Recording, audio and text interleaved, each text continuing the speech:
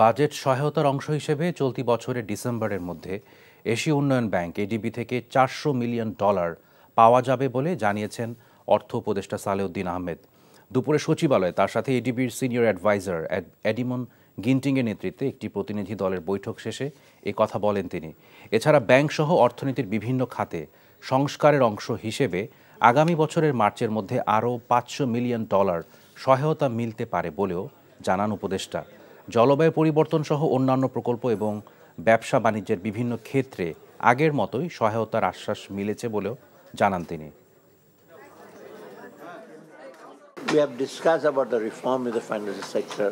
We have discussed বিশ্বব্যাংকের পরই এশীয় উন্নয়ন ব্যাংক বাংলাদেশের দ্বিতীয় বৃহত্তম আর্থিক সহায়তাকারী সংস্থা। ডিসেম্বরের মধ্যে বাজেট সহায়তা হিসেবে $400 মিলিয়ন দিবে এডিবি। আর্থিক ও রাজস্ব খাতের সংস্কারেও সহায়তার আশ্বাস মিলেছে।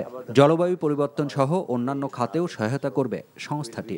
এছাড়া স্বল্প, মধ্য ও দীর্ঘমেয়াদী প্রকল্পে আগের মতোই সহায়তা অব্যাহত থাকবে এডিবির পক্ষ থেকে।